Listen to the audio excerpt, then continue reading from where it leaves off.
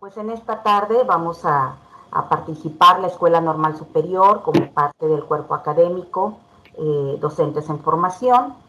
Y en esta mesa número 5 transdisciplinaria vamos a contar con la participación pues, de tres compañeras que participamos en este cuerpo académico. De la Escuela Normal Superior, profesor Moisés Sáenz Garza, de Monterrey, Nuevo León. Y pues vamos a iniciar con la participación de la doctora Edith Melgar Mondragón, de la cual me voy a permitir leer una breve semblanza. Ella tiene estudios como profesora de educación primaria, licenciatura en educación secundaria en la especialidad de matemáticas, también una licenciatura en psicología y orientación vocacional, maestría en psicopedagogía, en psicología y el doctorado en práctica, innovación y evaluación educativas. Ha trabajado en educación primaria, secundaria y educación superior y actualmente es inspectora de educación secundaria en el estado de Nuevo León y catedrática de la Escuela Normal Superior profesor Moisés Sáenz Garza y ha publicado un sinnúmero de artículos y capítulos de libro. Pues sin más preámbulo, doctora Edith, le cedo la palabra y me voy a permitir proyectar su presentación. Muchas gracias. Saludos a todos. Es un placer coincidir en esta mesa transdisciplinar del seminario Horizóntica, la utopía posible, identidades en la formación docente. Como primer punto, considerando la temática, quisiera definir desde un marco conceptual ¿qué es la identidad? Etimológicamente, la identidad surge del latín identitas, que es igual a idem, que significa lo mismo. Otra acepción también la encontramos en el diccionario de la Real Academia Española, RAE, señalando que es un conjunto de rasgos propios de un individuo o de una colectividad que se caracteriza frente a los demás. Autores como Erik Erikson, que es un psicoanalista, creador de la teoría psicosocial, define a la identidad como la diferenciación personal inconfundible o mejor autodefinición de la persona ante otras personas, ante la sociedad, la realidad y los valores. Con lo anterior, podemos considerar que la identidad es un constructo donde confluyen factores personales, culturales, económicos, políticos que determinan las representaciones individuales y sociales. Es decir, es la construcción de la persona con sus creencias, atributos, motivaciones, entre otras.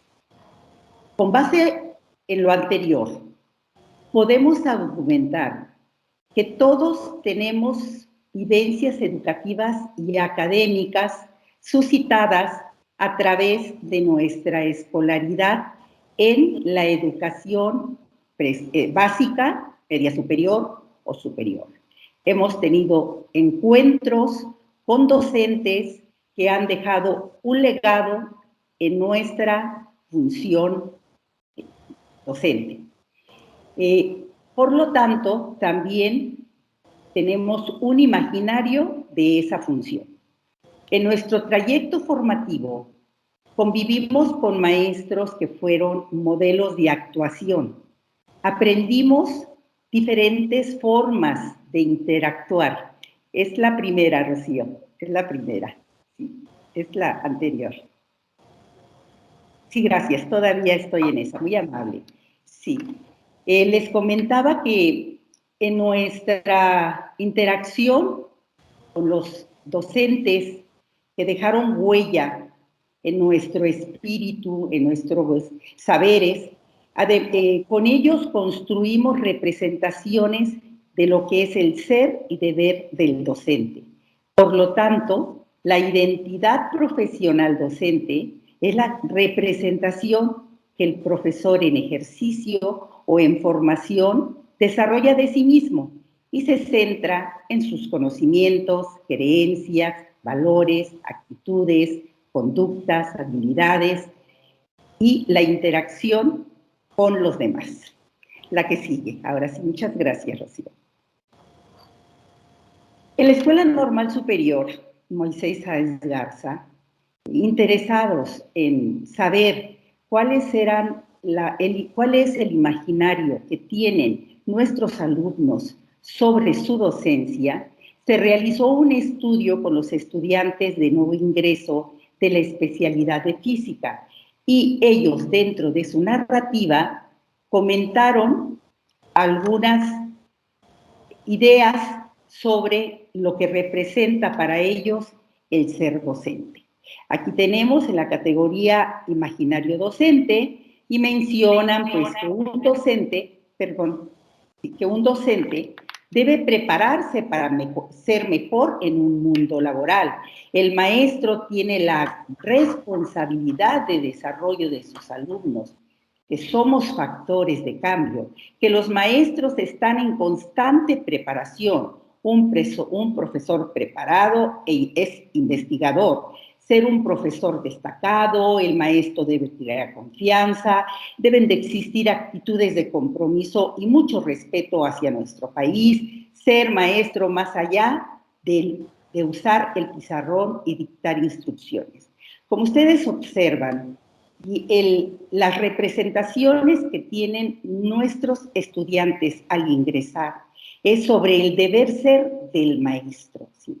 Sobre lo que en nuestra sociedad simboliza nuestra profesión. Con las narrativas inferimos que los estudiantes asumen el gran compromiso social que tienen los docentes para transformar la realidad educativa. Para refrendar lo anterior, me di a la tarea de buscar documentos que definieran la identidad profesional. Sí, la siguiente, por favor. Muy bien, bueno, pues encontramos que en el plan de estudios anterior, en el plan de 1999 de la licenciatura de Educación Secundaria, dentro de los rasgos del perfil de egreso, un campo estuvo dedicado a la identidad profesional y ética. Es decir, aquí se mencionan todos los rasgos y las características que debe de tener un maestro al finalizar su trayecto formativo de las normales. Por ejemplo, pues nos resume en algunos puntos, extracté algunos puntos de los campos. El primero es asume como principio de su acción los valores de la humanidad. Es decir, un docente que cimienta su función en el respeto y aprecio a la dignidad humana, la libertad, la justicia, igualdad, o sea, los valores democráticos que permean en las sociedades en crecimiento. También reconoce, a partir de su valoración, el significado de su trabajo, es decir, cuál es el impacto que tiene su trabajo con los alumnos, con los padres y madres de familia y con la sociedad en general. Esto lo hemos revisado, estamos muy de acuerdo, la mayoría, en que la pandemia tuvo un significado muy especial en la revaloración del docente, porque supimos emigrar del estado presencial, de la modalidad presencial, a la modalidad en línea y posteriormente a la modalidad híbrida, siempre con el espíritu de seguir, de continuar transformando y construyendo los saberes de nuestros alumnos. Tienen información suficiente, o sea, se basan en la orientación filosófica, los principios legales, la organización del sistema educativo y promueven los principios que se encuentran en el artículo 3º constitucional. También conocen los principales problemas de su comunidad, cuáles son sus necesidades, las deficiencias, todo encaminado a fortalecer el sistema educativo mexicano. asume también su profesión como una carrera de vida, es un estilo de vida, porque su docencia, su praxis no nada más se circunscribe al aula, sino que trasciende, va más allá en la organización de la escuela, en la vinculación con la comunidad, dentro de la política educativa nacional. Valora también su trabajo, el trabajo en equipo como un medio para la formación continua. Es decir, es un docente que sabe trabajar en redes de apoyo y comunidades de aprendizaje. Voy a dejar hasta aquí mi participación. Muchas gracias. No sé si haya algo más. Muchas gracias, maestra, por sus comentarios, que bueno, nos permiten ir adentrándonos en la temática, partiendo de esta definición y de esta parte normativa que usted nos presenta, bueno, en el Plan de Estudios 1999, que en algunas pues normales del país sigue vigente, otras, bueno, ya están con el Plan 2018, pero que, bueno, este elemento pues sigue siendo fundamental, ¿no? Hablar del perfil que se espera como futuro docente de educación secundaria. Bueno, en un segundo lugar vamos a presentar, me voy a permitir presentar a la maestra Ma Gabriela Guerrero Hernández, quien también es compañera de aquí de la Escuela Normal Superior, y ella es maestra de tiempo completo de nuestra institución, cuenta con perfil PRODEP 2021-2024, es egresada de la licenciatura en Historia y de la maestría en Metodología de las Ciencias por la Universidad Autónoma de Nuevo León, es doctorante por la Universidad Marista de Guadalajara, también es miembro de la SOMEC, la REDIECH, la RENALICA y la REDIE, que son redes académicas. Su área de investigación la desarrolla en la línea de las competencias docentes en la educación superior, y entre sus publicaciones más recientes podemos mencionar la planificación como herramienta para favorecer la comprensión de contenidos regionales del 2020 y Moisés Sáenz Garza, la conformación del México moderno del año del 2021. Pues le cedemos la palabra, maestra, para escuchar sus comentarios en torno a esta temática tan importante. Adelante. Buenas tardes a todos y pues agradezco obviamente a la institución anfitriona por permitirnos, ¿verdad?, compartir con ustedes una reflexión en torno precisamente a la identidad profesional, ¿no? Un tema que, bueno, de entrada es muy sugerente y muy importante, puesto que es parte del quehacer que se desarrolla en las escuelas normales superiores, ¿no? Y creo que es importante precisamente partir del concepto de identidad, ¿no? Identidad profesional, o en este caso identidad como primer constructo. Y bueno, cuando indagamos acerca de este concepto, pues encontramos de las definiciones más sencillas a saber que identidad se define como aquello que diferencia a los individuos entre sí, es decir, quienes se forman en la escuela normal superior o en el ámbito de las escuelas normales se diferencian de otros profesionistas que ustedes ahora quieran pensar, el médico, el arquitecto, etcétera.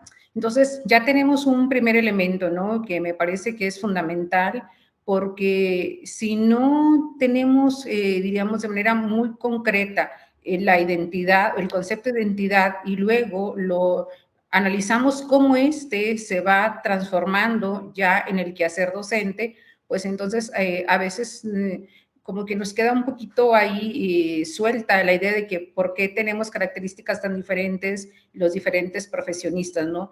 Comúnmente identificamos y diferenciamos a ciertas profesiones, ¿no? Llámese en este caso el área médica, ¿no?, el área de las ingenierías, el área de contaduría. Entonces, aunque no a lo mejor pertenezcamos a esos campos del conocimiento, pero sí decimos, mira, ahí va el médico, y lo asociamos con cierto prestigio social, con cierto reconocimiento, y cuando hablamos del ámbito normalista, pues a veces sucede que lo vemos como una masa o como un sistema donde se forman las personas para ser profesores, en este caso de la educación secundaria, pero a veces como que no alcanzamos a identificar rasgos muy precisos, ¿no? O sea, precisamente esos elementos que nos diferencian o que los diferencien a los que se forman en una escuela normal de otras instituciones. Cuando, tanto en otros ámbitos, pensando en la universidad como en las normales, estamos partiendo de la educación superior, pero desafortunadamente a veces, y esto es histórico también, parecería que las universidades nos llevan un poco más de camino, ¿no?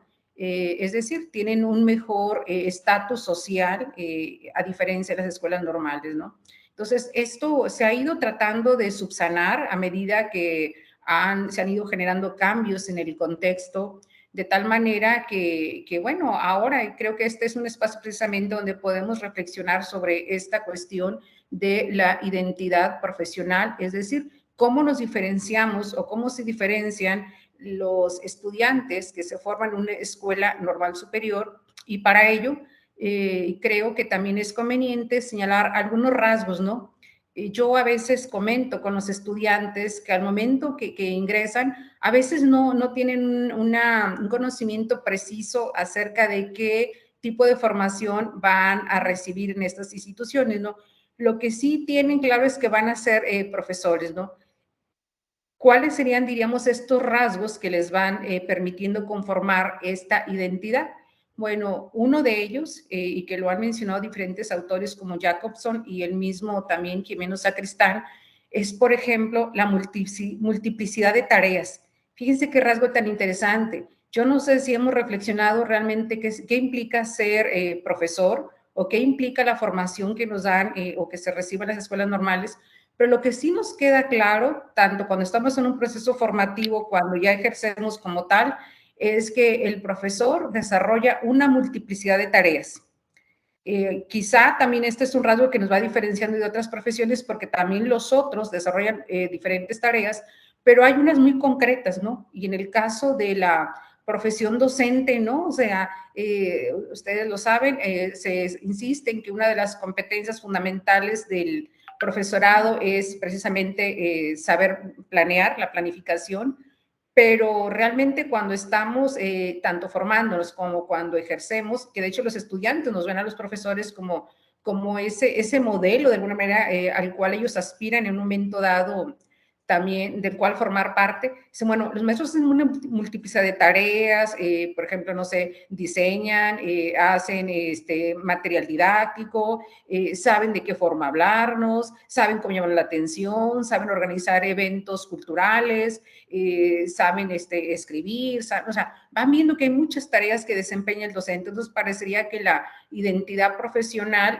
va junto con este rasgo que es la multiplicidad de tareas.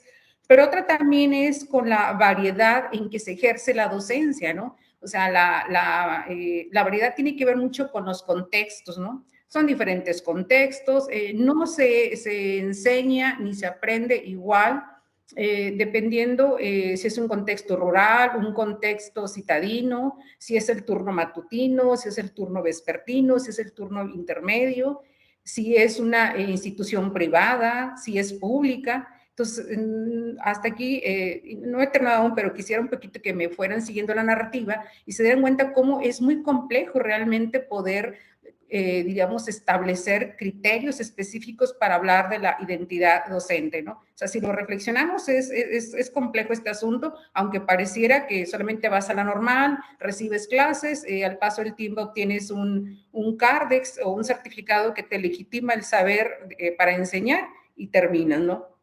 Otra de las cuestiones precisamente es la complejidad del acto pedagógico, ¿no? Es decir, en el pasado, cuando trabajamos con modelos, el modelo tradicional, se decía, bueno, lo importante es la interacción entre el estudiante y el profesor. Y ahí diríamos en esa intención de que el conocimiento todo lo controlaba y lo poseía el docente, entonces el estudiante pues solamente se concretaba a escucharlo, a tomar notas, ¿no? Luego el contexto va cambiando y ahora agregamos otro elemento, decimos que el acto pedagógico, en él están implícitos tanto el estudiante, el profesor y el contenido. Entonces ya estamos agregando un elemento más, ¿no? Y si en este momento quisiéramos establecer ¿Cuáles son los componentes del acto pedagógico? Pues ahora hay otros, ¿no? Porque ahora, aparte está la tecnología, como bien lo mencionaba la compañera Edith, ¿verdad? Ahora está también toda esta habilitación que hemos recibido y que aunque quizá en la mayoría de los estados de la República hemos regresado a la modalidad presencial, yo comento, digo, bueno, ya todo el aprendizaje que tuvimos durante 2 años del uso de la tecnología no lo vamos como que a borrar. Quizá ya no va a ser nuestro principal instrumento, ¿verdad?, para la formación de nuestros estudiantes, pero ya estamos incluyendo un elemento que no estaba presente al menos 2 años hacia atrás. Es decir, la tecnología es de los años 80, se ha insistido en utilizarla, pero no teníamos la necesidad real de emplearla hasta ahora el contexto que se nos ha presentado. Entonces, dentro de estos rasgos, aparte de la multiplicidad de tareas, de lo complejo del acto pedagógico, de la variedad de los contextos, también el estudiante, yo creo que va identificando también la cuestión de la inmediatez. O sea, ser docente es ejercer en la inmediatez, es decir, cuando nosotros estamos formándolos y cuando ellos van a hacer sus prácticas a las escuelas secundarias, vivimos en la inmediatez, es decir, llego y puedo tener mi planeación o planificación, pero hay que tomar decisiones en un momento dado, este tema no se va a dar, ya llegó un agente externo al aula, entonces tengo que modificar lo que estaba haciendo, no esperaba que vinieran tan pocos alumnos, no traen los materiales, ya hubo alguna situación, diríamos, conflictiva en el aula, entonces vivimos en inmediatez también. Entonces, creo que este rasgo también ahora, que a lo mejor no lo hemos todavía puesto muy, diríamos, por escrito o que no hemos hecho una investigación más profunda sobre todo lo que implica la identidad profesional, pero ahí está en este rasgo, ¿no? Y sumándole a la multiplicidad de tareas, a la variación de los contextos, a la complejidad del acto pedagógico, a la inmediatez, pues también tendríamos que agregar, que va un poquito de la mano, la imprevisibilidad.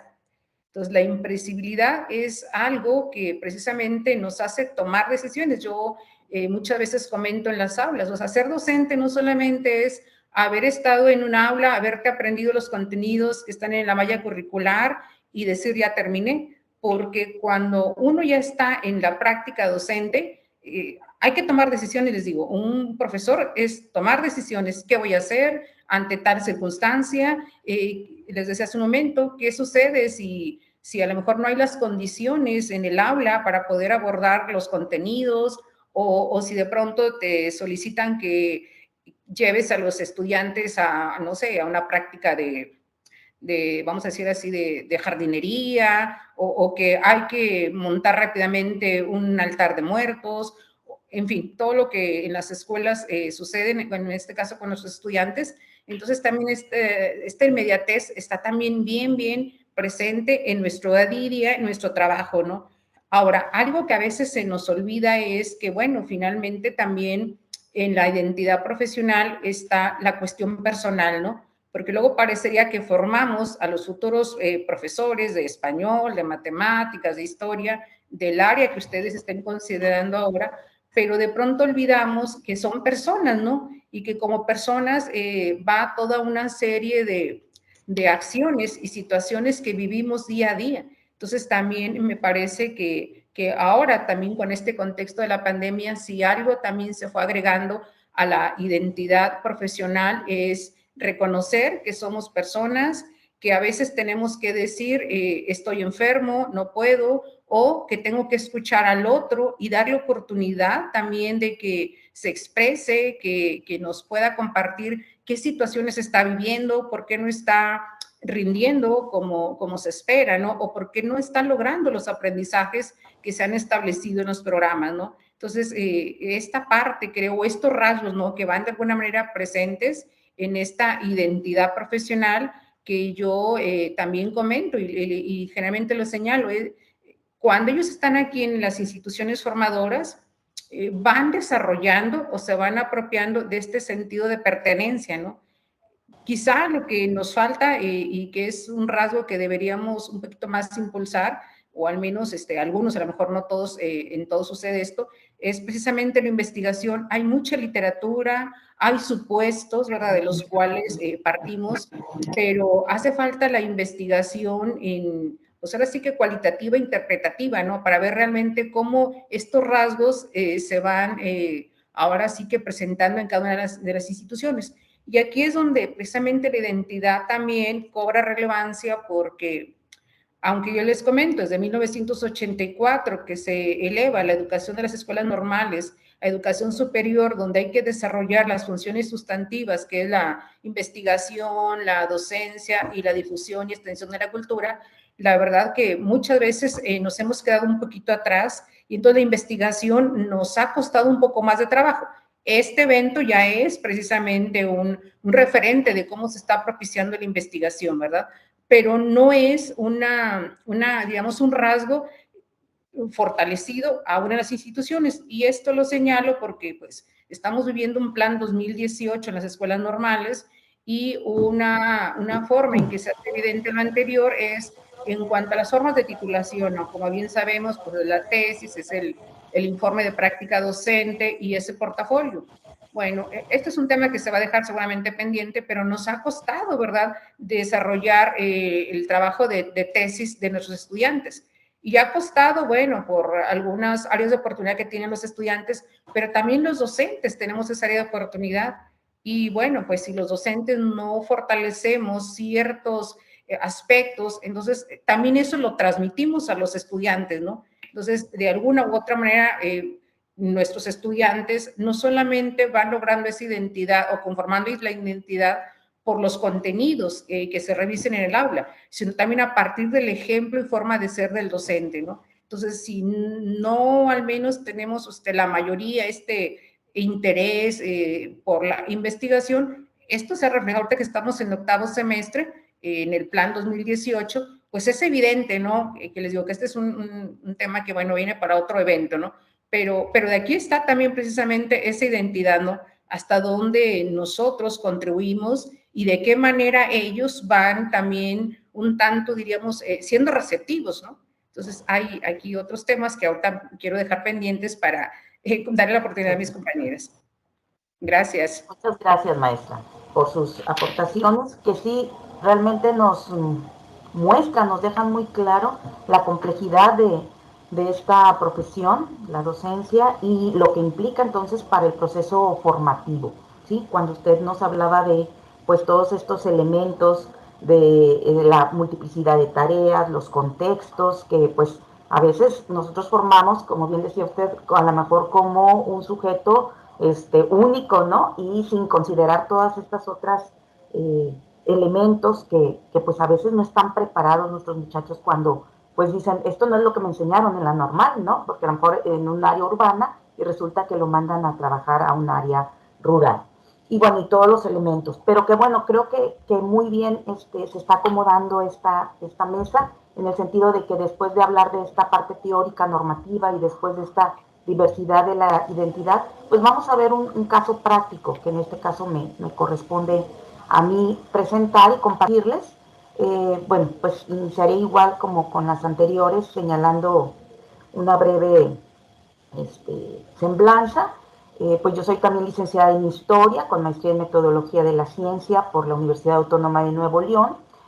También doctorante en Educación por la Universidad Marista de Guadalajara, profesora de tiempo completo de la Escuela Normal profesor Moisés Sainz Garza. Actualmente funjo como subdirectora académica de la licenciatura y pues soy miembro activo de también varias redes académicas.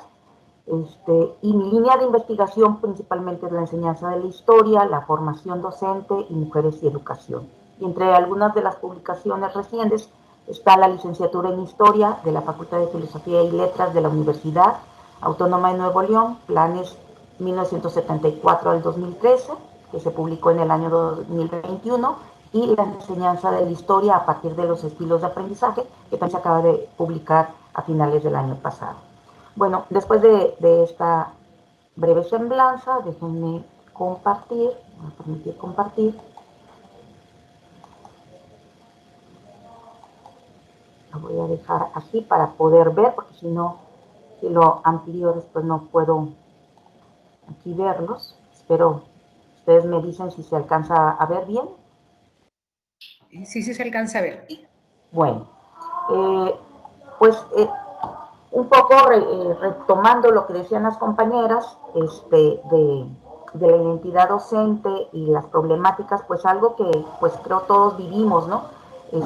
Fue la cuestión de la pandemia. Entonces, ¿cómo se dio la formación docente en estos tiempos de pandemia? Que es otra de las temáticas que nosotros estamos aquí abordando en este seminario de Horizontica.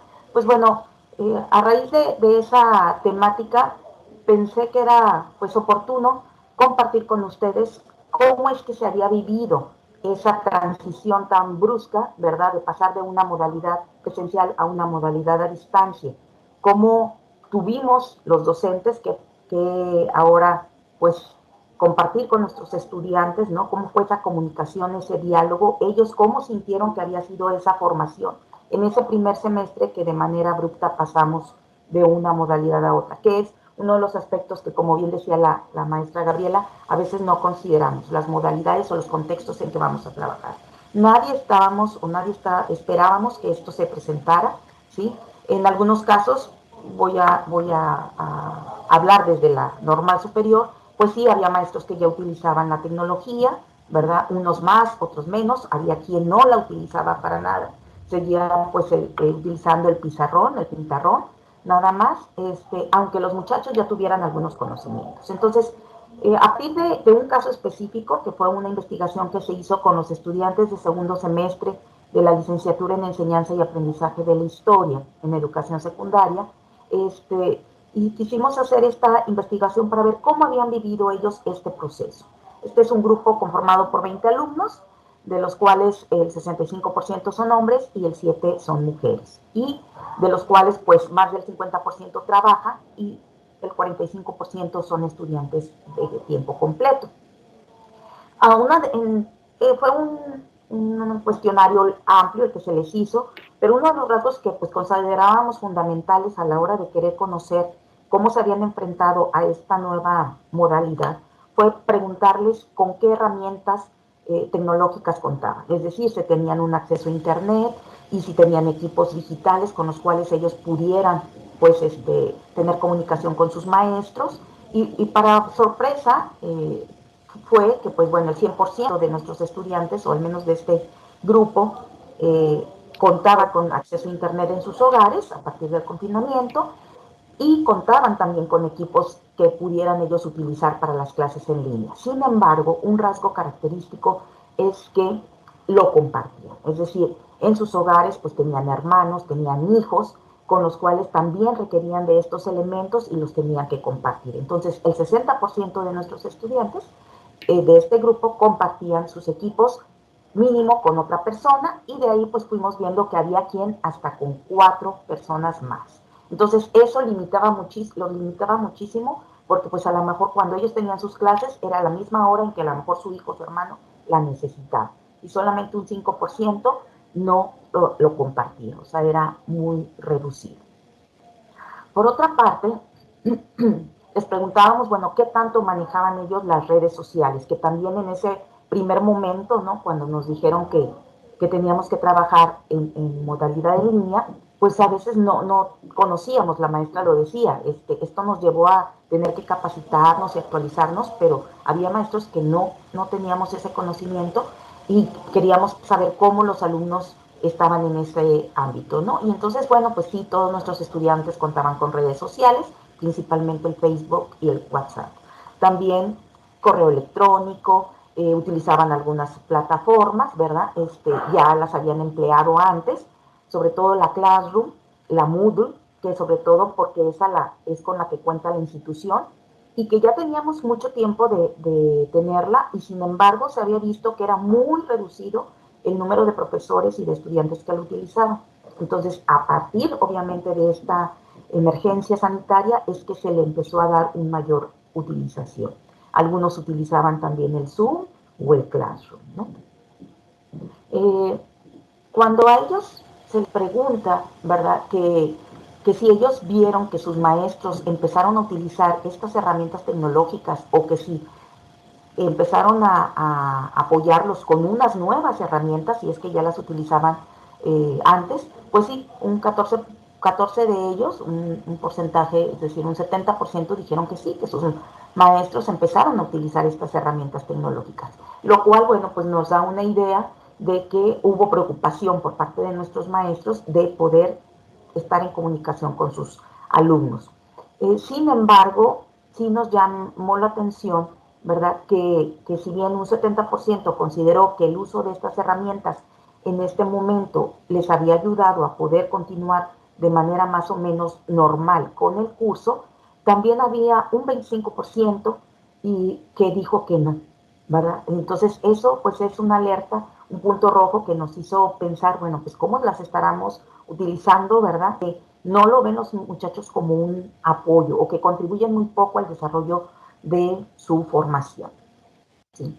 Por otra parte, también veíamos que ya cuando se les pregunta qué nuevas herramientas incorporaron los docentes, pues sí vieron que sobre todo el Zoom, el Meet, el Classroom, es decir, las primeras herramientas como eran nada más como de comunicación, pero se vio esta preocupación por tratar de mantener un contacto más directo con los estudiantes, ¿sí? O sea, a través de videoconferencias. Quizá aquí habría que plantearnos, bueno, cómo fue esta nueva planeación, o sea, si realmente el maestro rehizo su planeación considerando ahora la virtualidad o simplemente pues usó la videoconferencia pero con la misma planeación. Bueno, eso quizás será tema de otra investigación, pero sin embargo sí hubo una incorporación de estas nuevas plataformas y como decían nuestros estudiantes, esto les ayudó o les permitió continuar con sus cursos. En algunos casos decían que pues había sido muy regular el apoyo, ¿sí? Y otros decían, bueno, pues cumplimos con los contenidos, pero realmente no sentían que habían aportado ese semestre, se sintieron que no habían recibido mucha formación, ¿sí?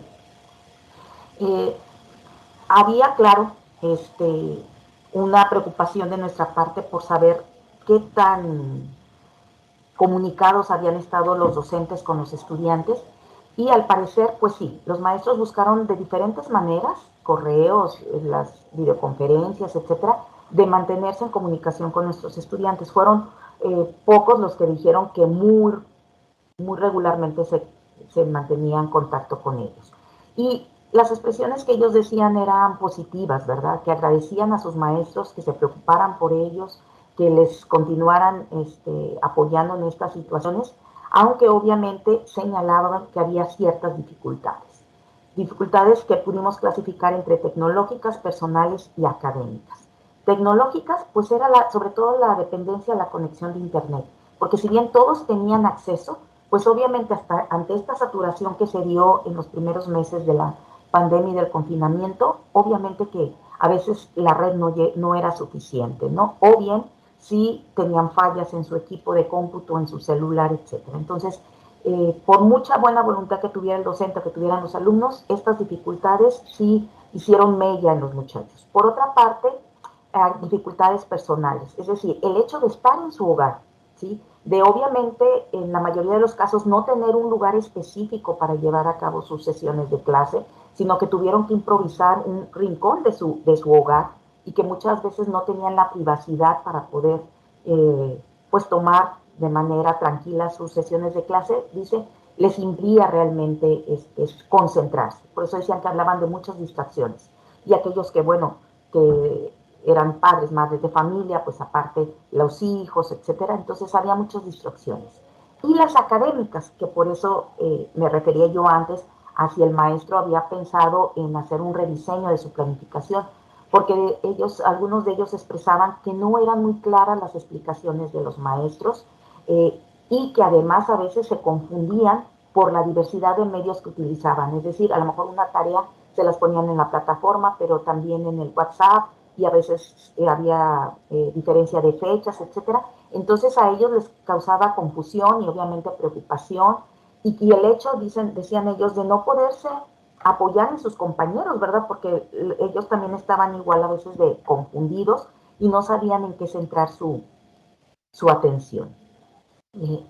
Cuando se les pregunta cómo evaluaron esta experiencia educativa virtual, ese semestre en particular, aquí nosotros vemos que el 20% dijo que excelente, o sea, no sintió mucho cambio, pero un 35% dijo que muy buena, 25% que buena, y un 15% regular, y un 5% mal. ¿Sí? Entonces, estos elementos, pues obviamente nos pusieron a pensar que faltaba, obviamente, que tanto los maestros nos capacitáramos, que la institución tomara en cuenta estos aspectos que sabemos para todos nos causó sorpresa, esta modalidad, pero además que teníamos que considerar un elemento que a lo mejor, si bien en los últimos años se ha señalado como fundamental, digo, no es algo nuevo, siempre ha existido, pero últimamente se ha destacado, y más en esta contingencia, fue el aspecto socioemocional. ¿Sí? O sea, qué tanto como docentes nosotros habíamos pensado en cómo se sienten nuestros estudiantes, porque cuando los tenemos de manera presencial, si uno ve a un alumno cabizbajo, triste, etcétera, pues se acerca y le puede preguntar. Pero así en la distancia, donde a veces no prendían su cámara, donde suponíamos que ahí estaba el muchacho, ¿no? Pero realmente no sabíamos, creo que eso era un elemento fundamental. Entonces sí les preguntamos si los maestros les habían preguntado por cómo se sentían, cuál era su situación, si habían sentido apoyo por parte de la institución también. Entonces, pues el 45% externó que solo algunos maestros les habían preguntado, un 10% dijo que no, y un 9%, un 45%, perdón, que sí. O sea, en términos generales sí hubo esa preocupación. De la institución también dijeron sentirse apoyados, porque bueno, se trató de dar la mayor posibilidad la mayor flexibilidad, sin dejar obviamente de perder el rigor académico. Y también otro elemento que con lo que quiero cerrar es las preocupaciones que estos jóvenes sintieron en este momento y que seguramente influyeron mucho en su proceso formativo. Y nosotros las dividimos entre salud, económicas y académicas. En salud, ¿qué era lo que les preocupaba? O sea, si lo podemos sintetizar, pues era contagiarse, contagiar a sus padres, contagiar a su familia, a sus hijos. O sea, esa era la principal preocupación, o sea, el contagio, la pérdida de un ser querido, ¿sí? Este, y eso, bueno, vinculado con la que sigue, la económica, el no contar con los recursos para atender la enfermedad, ¿sí? También el hecho de que algunos de ellos perdieron sus trabajos, ¿sí? Y entonces tuvieron que buscar en la medida de lo posible una manera de poder sufragar los gastos de su familia, porque a veces algunos de ellos eran el sostén de la familia. Entonces esto combinado con el temor a contagiarse más el problema de la economía familiar, hubo varios que fueron desempleados, ¿sí? Se agrega lo académico. Es decir, el considerar que no iban a estar aprendiendo, porque ahorita señalaba, no se podían concentrar, el no aprobar todas las materias, porque decían, es que si no apruebo, me tengo que ir a un examen de regularización y eso implica un costo. Y ahorita no tenemos dinero en mi casa para pagar esas regularizaciones.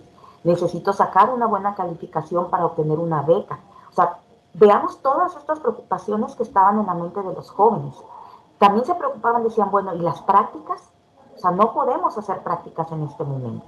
¿Sí? Pues obviamente que era algo que ellos sabían, a pesar de que estaban en segundo semestre, pero ellos decían, sabemos que las prácticas son un elemento fundamental para nuestro proceso formativo. Ahí es donde vamos a poder vincular la teoría y con la práctica real, ¿sí? Enfrentarnos a lo que decía la maestra, a esta diversidad de problemáticas que se presentan en el aula y ver, tomar decisiones. Pero si no las hacemos, y como no sabíamos cuánto iba a durar esto, decía, ¿qué tal si termino la carrera y nunca fui a prácticas? Ahora sabemos que no, bueno, ya regresamos a la normalidad y ya están yendo a las secundarias, pero en ese momento sí era preocupante, ¿sí? Entonces, ante ese contexto, pues uno dice, ¿cómo se está formando? ¿Qué identidad se está formando también en ese muchacho que está envuelto en toda esta telaraña de preocupaciones? Y yo cierro nada más señalando, bueno, ¿qué conclusiones llegamos nosotros con esta primera experiencia, este primer semestre de pandemia? Pues obviamente que teníamos que pensar en una planificación acorde a la virtualidad, porque no es lo mismo, no es pasar lo que les digo en presencial, pasarlo nada más ahora por la pantalla, ¿sí? teníamos que poner como eje transversal el aspecto socioemocional. Teníamos que considerar ese contexto que es fundamental para nuestros estudiantes. Fomentar o promover la comunicación permanente con ellos, ¿sí? Que no, porque en algunos casos vimos que pues algunos compañeros nada más hablaban con el representante de grupo, ¿sí? Nos decían, no, tiene que ser con todos, porque el representante es uno, pero hay otros chicos ahí con otras necesidades, con otras problemáticas. Tratar de no saturarlos de actividades, porque sabíamos que obviamente, aunque es lo mismo que, diríamos, en cuanto a las materias, son las mismas que llevaban en presencial, pero todos estos distractores, ¿sí? No les permitían, pues, hacer demasiadas actividades.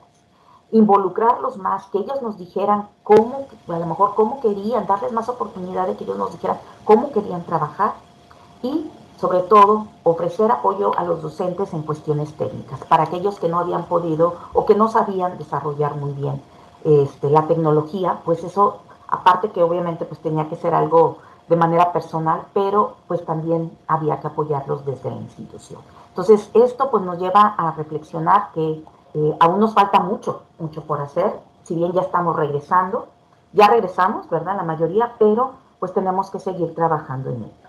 Y bueno, yo hasta aquí termino con mi presentación y pues ahora, después de escuchar, yo me gustaría que las compañeras y una servidora, bueno, reflexionáramos, ¿verdad?, sobre qué experiencia nos dejó este momento de incertidumbre respecto, ¿verdad?, a lo que va a ser la construcción de la identidad docente. Es decir, ¿qué docente es el que tenemos que fomentar? ¿Con qué identidad?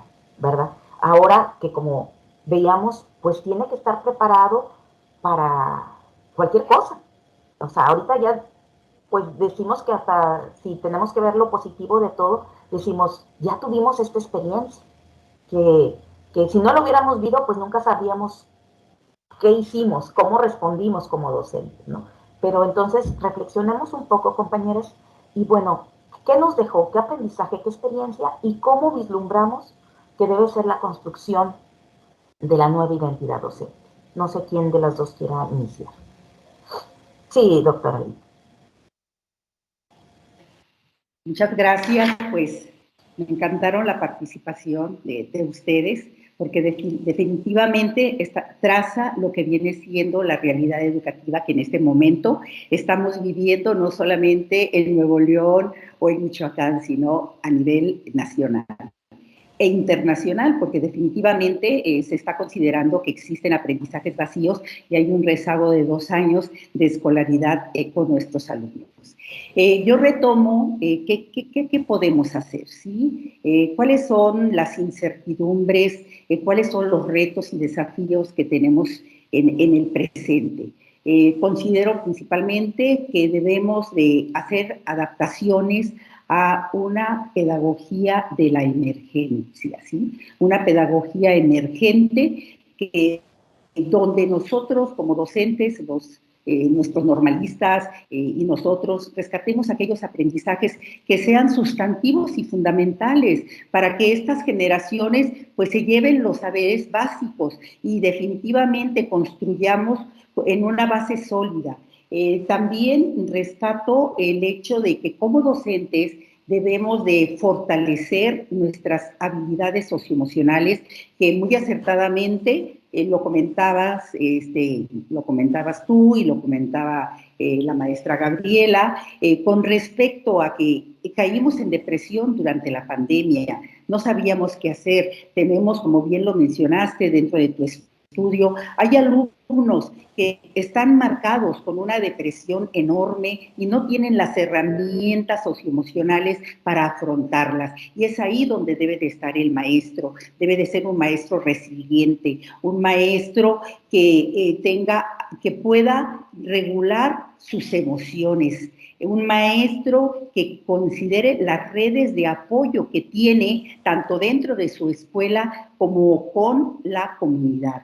Además, se tiene que fortalecer o favorecer el arte, la educación física con nuestros alumnos, y no nada más en educación básica. Considero que también en las normales es un aspecto que debemos de fortalecer, porque muchas de las veces nos enfocamos nada más a atender nuestra asignatura, y hay esos aspectos como el favorecer, el fortalecer la parte socioemocional, la descuidamos porque nos dedicamos exclusivamente a revisar los contenidos disciplinares.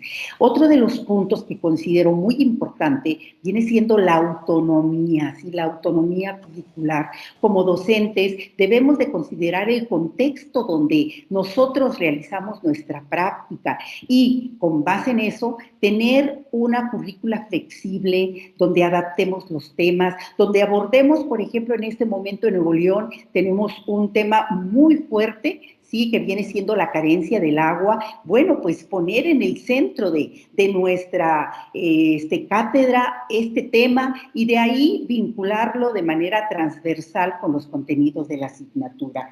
Con lo cual, también como docentes debemos de tener dentro de nuestro quehacer educativo la participación de nuestros alumnos, pero desde una perspectiva crítica, que ellos también aporten sus ideas, que ellos nos digan de qué manera podemos solucionar los problemas que estamos viviendo, porque en muchas ocasiones tenemos eventos y nada más se escuchan las voces, ¿sí? de nosotros, de los maestros, y las voces de nuestros alumnos, ¿qué opinan ellos? Entonces es muy importante escucharlos, hacer estudios como el que tú estás presentando en esta ocasión, y pienso que eso nos apoya y nos permite reflexionar sobre qué estrategias que debemos de realizar a futuro con nuestros alumnos, con la única finalidad de empezar a limitar ese pensamiento simplificador y convertirlo en una complejidad que abarque la perspectiva de género, la transdisciplinariedad, la inclusión. Perdón, parece que se me fue el teléfono. Bueno, pues termino con esto, de que un maestro debe de asumir su quehacer profesional desde su postura ideológica. Ser maestro para crecer. Muchas gracias. Gracias. Maestra Gabriela, ¿quisiera comentarnos algo? Sí, bueno, definitivamente escucharnos, nos lleva precisamente a los planteamientos o al planteamiento con el cual yo iniciaba de lo complejo que implica ser docente. Y es cierto, el estudiante, digamos, es importante también que escuche estos avances de investigación, estas reflexiones, porque nosotros esto de alguna manera ya tenemos un cierto conocimiento, el estudiante no. Entonces creo que uno de los retos precisamente que tenemos es involucrarlo precisamente en el trabajo diario del profesorado. Me parece que en las escuelas normales, o al menos acá en la de Nuevo León, no existe, diríamos, la figura del estudiante, o más bien dicho, del profesor asistente, ¿verdad?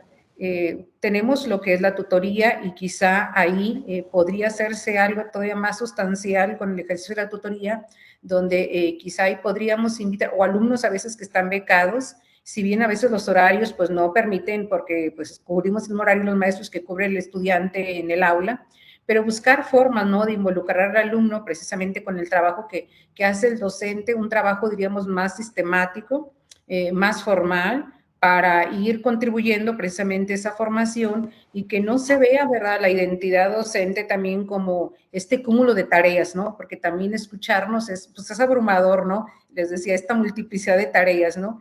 En el pasado, aunque también los mismas planes de estudio a veces no nos marcan como un rumbo muy claro. Estoy pensando, por ejemplo, en el plan 1999, pues nuestros estudiantes o futuros profesores egresaban como licenciados en educación secundaria con especialidad. Pero diríamos la formación y todos los contenidos es una formación muy general, más pedagógica obviamente que disciplinar. Ahora, en el 2018, pues la formación es más disciplinar y un tanto menos pedagógica. Entonces, parecería que tratamos de dar respuesta a estas problemáticas que vamos viendo en la formación de la identidad docente, pero no hemos alcanzado como que encontrar el justo medio. Entonces, por eso pienso yo que uno de los retos sería integrar más al estudiantado con el trabajo del profesor, digamos, del ámbito superior, ¿no? Porque si bien él tiene contacto con los profesores de educación secundaria cuando hace sus prácticas, pero es, diríamos, es en otro contexto, ¿no? Entonces, desde acá, de ver cómo hacemos los docentes, cómo hacemos la planeación, cómo seleccionamos materiales, cómo investigamos. A mí me preocupa mucho la investigación, al menos siempre me ha preocupado. Y digo, bueno, le podemos decir que investigue, de hecho les ponemos en las diferentes estrategias que investigue, pero realmente no, pues no se alcanza, ¿verdad? Nosotros a veces no alcanzamos a revisar totalmente todo el proceso de investigación que debe de seguir el joven en los semestres, digamos, del primero al sexto, porque pues ya de sexto, si deciden tesis, ya estamos un poquito más cercanos a ellos. Pero también nos llegan a sexto con una serie de áreas de oportunidad, puesto que de primero a sexto, cuál estuvo un poco débil toda esta orientación en la investigación. Entonces, a mí me parece que uno de los retos es integrar más al estudiante con el quehacer del profesorado y obviamente en esta construcción de significados que vamos haciendo, pues también otro elemento que hay que trabajar desde la planeación es la autorregulación, ¿no? A pesar de que hablamos de que estamos en nuevos enfoques pedagógicos, en este caso, pues bueno, el enfoque por competencias, justificado con el constructivismo, la verdad que nuestros estudiantes, o al menos acá en la Escuela Normal Profesor Moisés Sáenz Garza, pues siguen esperando a que les digamos qué hacer, cómo hacer. Yo en broma les digo, oigan, yo preparo la clase, yo diseño las pautas, yo se las aplico y yo las reviso, oigan, si quieren yo también las contesto, ¿no? Entonces seguimos haciendo prácticamente todo el trabajo. O sea, también como profesores no hemos también quizá confiado más en ellos y soltado parte del proceso de enseñanza, ¿no? Y a la vez ayudarlos a que ellos sean más, que se autorregulen, ¿no? Que ellos mismos se pongan límites.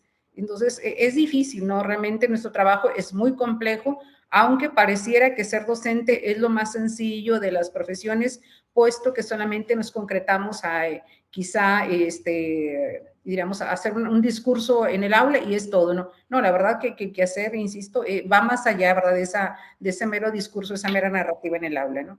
Muchas gracias por su atención. Maestra, gracias. Pues sí, como dices, Loan, esta identidad profesional, todas las identidades profesionales, es un complejo entramado de historias, conocimientos, procesos y rituales que tenemos que llevar.